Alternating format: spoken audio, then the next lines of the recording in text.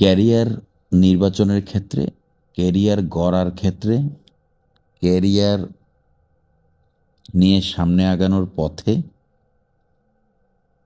বাংলাদেশের বেশিরভাগ স্টুডেন্টদের অনেক বেশি চাপে পড়তে হয়। যেমন একটা ছোট্ট উদাহরণ দিই,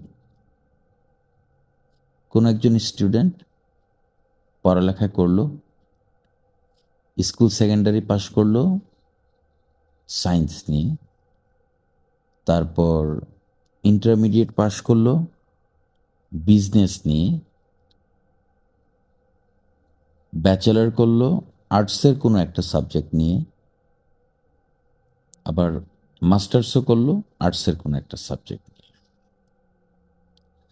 তো তার পড়ালেখার যে স্টেপগুলো পার করে আসলো, সেগুলোতে কিন্তু একটা ভ্যারাইটি কাজ করলো। প্রথমত সেই সিলেকশনেই একটা ভুল হয়ে গেছে। তারপর ওই স্টুডেন্ট যখন চিন্তা করলো যে না, আমি এই টোটালি কোনো স্টেপের ভিতরেই থাকবো না, আমি ক্রিয়েটিভ কিছু করব। ভাই, এটা তো বাংলাদেশ। আপনি যখন ক্রিয়েটিভ কিছু করতে যাবেন, আপনার প্রতি আশপাশের লোকজন, অতি শিক্ষিত বা অনাশিক্ষিত লোকজন কিন্তু ক্রিয়েটিভ চোখে তাকাবে না। তারা আপনার ওই ক্রিয়েটিভ ব্যাপারটাকে খুব ছোট করে দেখবে। আপনি যদি আপনার ক্রিয়েটিভিটিকে জোর করে ধরে নিয়ে সামনে এগিয়ে যেতে পারেন, সবাইকে উপেক্ষা করে, তাহলে আপনার ভালো কিছু হবে।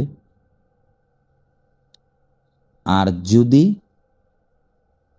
ওই কে কি বলল ওগুলার উপর বেস করে নিজেকে চাপে ফেলেন, তাহলে আপনার ক্রিয়েটিভিটি, আপনার ঘরের যে পিছন দিকের একটা দরজা আছে যেটা খোলা থাকে সবসময়, সেটা দিয়ে পালাবে। গল্পটা কিন্তু বাংলাদেশেই বেশি হয়। আপনি উন্নত রাষ্ট্রগুলোতে দেখুন, বাহিরের দেশগুলোতে যে যেমন করে কেরিয়ার করতে চায় সে সেরকম করেই কেরিয়ার করে। এই জন্য তারা অনেক উপরে এবং আমরা অনেক নিচে।